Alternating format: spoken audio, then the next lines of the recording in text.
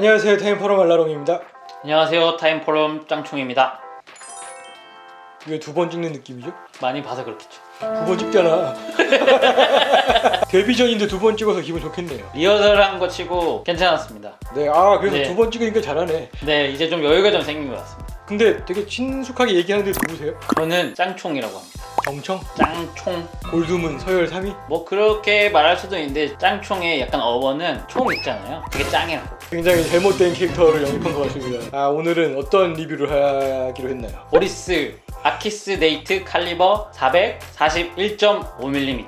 41.5mm. 네, 그게 핵심이죠. 그 전에는 43.5mm. 오리스가 칼리버 400이라고 하는 새로운 무브먼트, 새로운 자동 무브먼트를 발표했잖아요. 그 무브먼트를 아퀴스 43.5mm에 투입을 하고 이번에 새롭게 41.5mm에 투입을 한 거잖아요. 그때 잠시 냈다가 반응을 본 다음에 언제 투입할지 시기를 아마 고민을 했겠죠.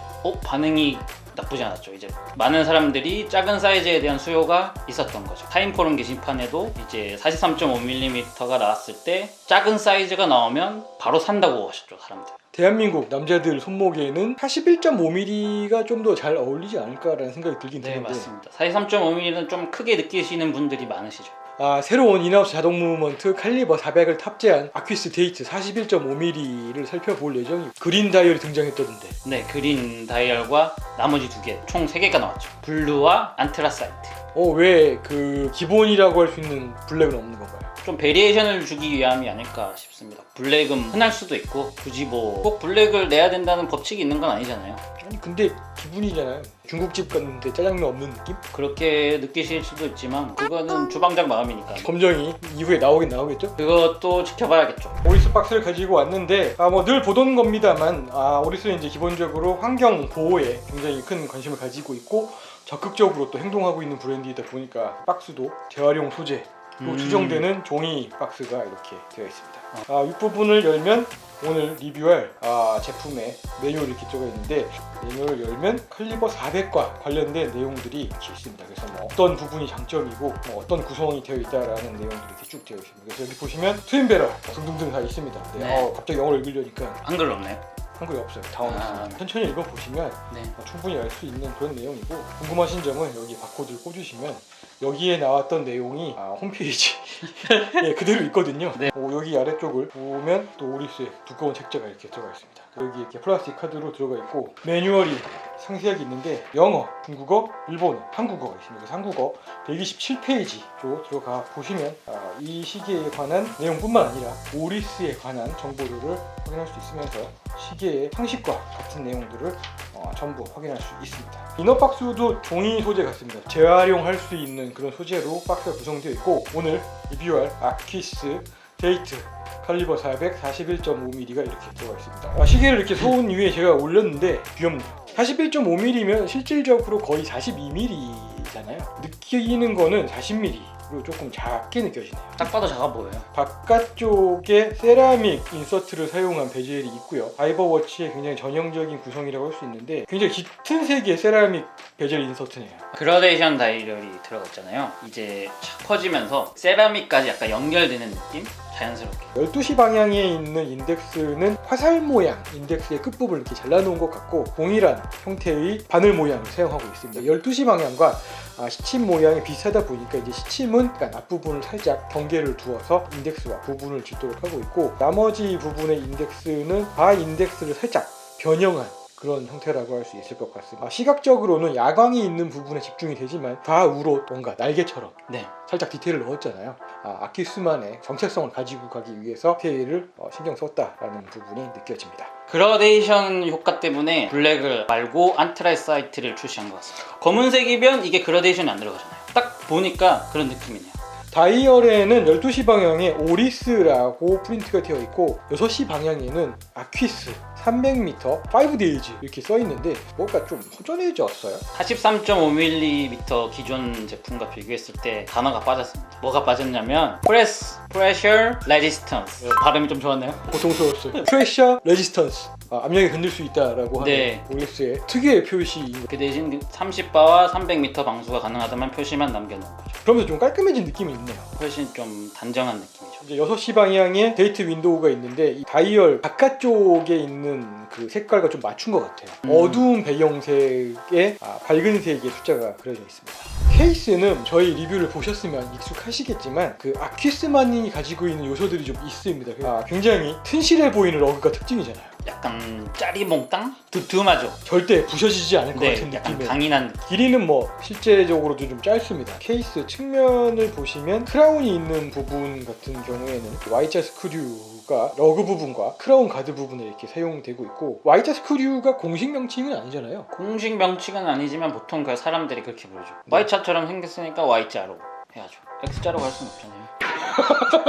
웰시 코기의 그 다리를 연상시키는 러그가 굉장히 귀엽게 나 있습니다. 비교 좋은데요? 정면에서 봤을 때는 러그와 이제 이어지는 브레이슬릿의 좌우는 유광 가공을 했습니다. 그래서 굉장히 반짝거리는 네. 폴리시드 가공을 했고, 가운데에 있는 넓은 중앙 링크는 헤어라인 가공을 해서 광을 이제 최대한 억제하고 있는 그런 모습인데, 클라스프로 향할수록 바깥쪽에 있는 링크 부분이 점점 좁아지는 구조입니다. 러그 부분과 이 클라스프 부분을 비교하면은 테이퍼드 되는 폭이 커요. 시계들 보면은 만약에 러그 쪽의 폭이 22mm라고 하면 좀 적게 줄어드는 시계는 뭐 한 20mm, 많이 줄어든다고 하면 뭐 한 18mm 정도인 건데 이 모델은 그거보다 많이 줄어드는 것 같습니다. 클라스프 부가 시계 케이스와 비교를 하면은 좀 작아 보여요. 굉장히 귀엽습니다. 좀 가볍기도 하더라고요.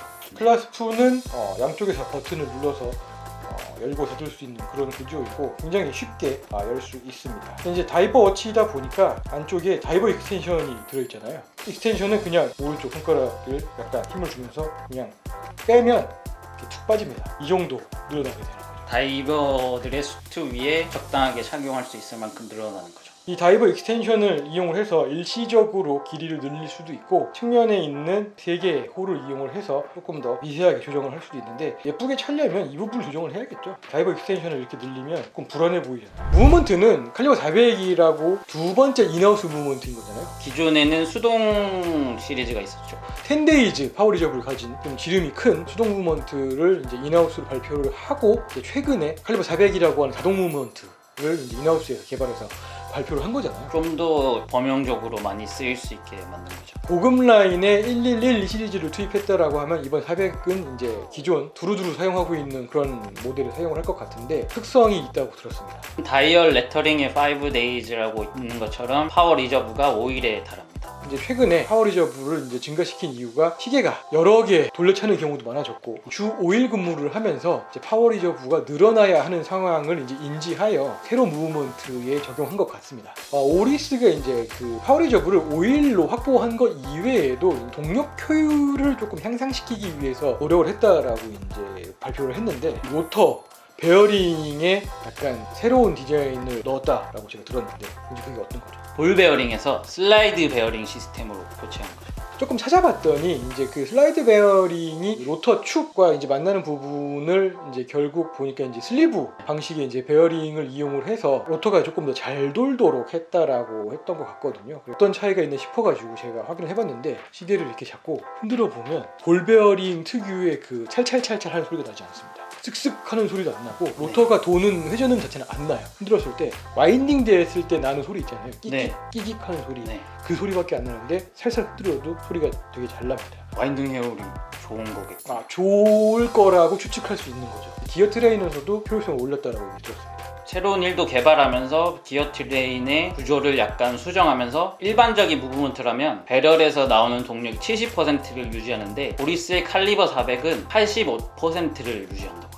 마지막 특성은 내자 성능이라고 들었습니다. 무브먼트 부품 중에 약 30개를 비자성 소재로 만들었는데, 그 중에 핵심적인 이스케이프일과 앵커, 즉 이스케이프먼트는 요즘 유행하는 실리콘 소재로 만들었습니다. 절대 자성을 뜨지 않는 소재를 사용했고, 굉장히 강력한 내자 성능을 얻었다라고 할 수 있고, 저희가 마지막으로 말씀드릴 오차잖아요. 오차가 마이너스 3에서 플러스 5차 네, 맞습니다. 내외로 들어오도록 이제 규정하고 있고, 이제 그거에 따라 조정을 했는데, TOS 인증이 마이너스 4에서 플러스 6초인데 이제 그거보다 좁은 범위 내로 세팅을 했다는 얘기잖아요. 정확성에서도 TOS 이상의 수준으로 끌어올렸다라고 할 수 있겠네요. 그래서 이제 종합하면 내자 성능, 길어진 파워 리저브, 정확성, 이제 이걸 이제 보면 그냥 일상생활에서 사용하기에 좋은 성능이라고 할 수 있는 거네요. 철저하게 일상생활에 맞춰진 그런 인하우스 무브먼트를 개발했다라고 할 수 있을 것 같네요. 무브먼트 디자인을 좀 의도적으로 한 것 같다라는 생각이 들거든요. 실물로 이렇게 보면 잘 안 보이시는데 여기 매뉴얼북 있잖아요. 단면도를 보면은 곰돌이같이 생겼어요. 아, 오리스 베어.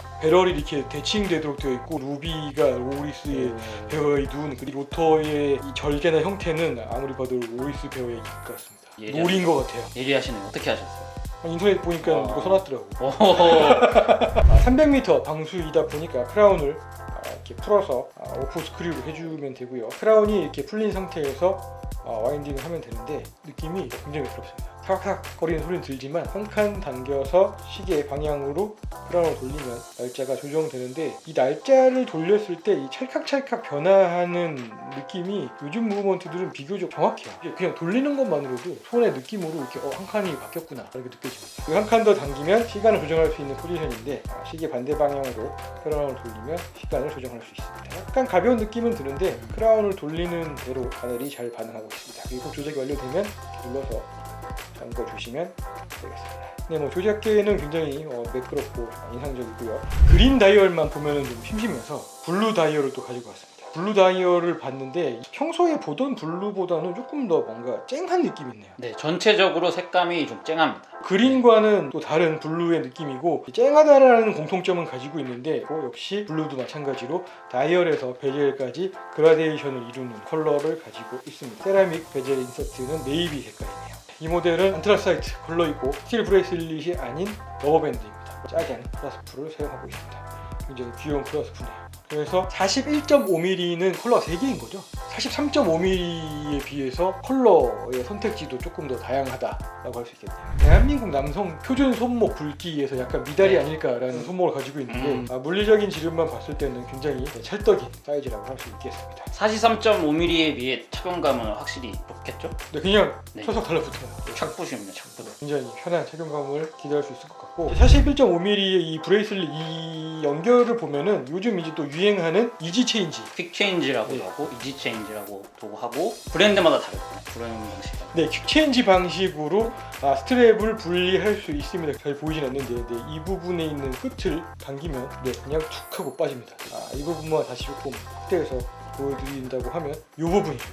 이 부분을 그냥 잡아서 이렇게 당긴다라고 생각하시면 됩니다. 장착할 때에는 뭐 되게 쉽습니다. 그냥 이렇게 이 부분을 스프링바에 이렇게 슬쩍 걸어서 누르기만 하면 탁 하고 연결이 됩니다. 굉장히 쉽네요. 가격을 또 알려드리지 않을 수가 없죠. 브레이슬릿 모델이 390만 원, 러버밴드가 380만 원. 브레이슬릿하고 러버밴드의 가격 차이가 10만 원밖에 안 난다라는 거는 뭔가 좀 의도된 것 같아요. 브레이슬릿을 사는 게 맞는 거죠, 일단은. 그 다음에 네. 퀵 체인지가 가능하니까 추가적으로 러버밴드나 다른 밴드를 사라는 그런 의도가 아닐까 싶어요. 이제 가격이 기존에 있는 그 범용 무브먼트를 탑재한 모델에 비해서는 조금 상승이 된 건 사실이잖아요. 약간 가격 저항이 있을 거다라는 생각이 들긴 하는데 칼리버 400에 대한 이야기를 하면서 굉장히 이제 실용적인 부분에서 향상된 부분들이 많다 보니까 이제 이 부분과 가격이 향상된 부분을 약간 이제 저울질해야 되는 그런 상황이잖아요. 인하우스 무브먼트와 인하우스 무브먼트가 가지고 있는 장점이 좋다라고 하면은 390만 원을 지불할 수 있는 것이고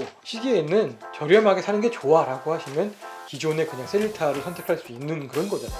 투트랙인 거죠. 브랜드 입장에서는 약간 이렇게 생산하는 게 생산 공정도 늘어나고 조금 부담될 수 있지만 소비자 입장에서는 그래도 이제 선택지 중에 선택할 수 있다라는 거는 나쁘지 않다라고 생각을 합니다. 인하우스가 나왔으니까 이제 인하우스를 사야 돼라고 이제 강제하는 거 아니다 보니까 그 부분에서는 이제 소비자 판단에 맡기면 될 것 같고요. 보증이 기본 2년이잖아요. 근데 마이 오리스 온라인에 들어가셔서 본인이 구입한 시계를 등록하면 추가로 8년이 더해지면서 10년 보증이 되는 거죠. 네, 10년 보증은 업계에 정말 흔치 않은. 네, 10년이면 몇 살이에요? 그때쯤이면 여기 있겠죠? 저도? 알라롱님은 없으실지도 모르겠지만. 뭐야 지금 축출하는 거야 지금? 오리스 아퀴스 데이트 칼리버 400 41.5mm를 살펴보았고 다음 주에도 나올 것 같나요? 다음 주에는 잘 모르겠습니다. 반응을 한번 보고 나오라고 하면 나와야죠. 까라면 까야죠. 굉장히 남성적인 캐릭터, 부담스럽습니다. 그냥 제 생각인데 틱톡님이랑 둘이 나오면 굉장할 것 같아요. 저도 그거를 좀 기대하고 있습니다. 둘이 나오면 틱카카가 아니고 둘이 주먹질할 것 같아요. 두 분이 나오는 날이 올 거라고 기대를 하면서 저희는 다음 시간에 다시 돌아오도록 하겠습니다. 고맙습니다.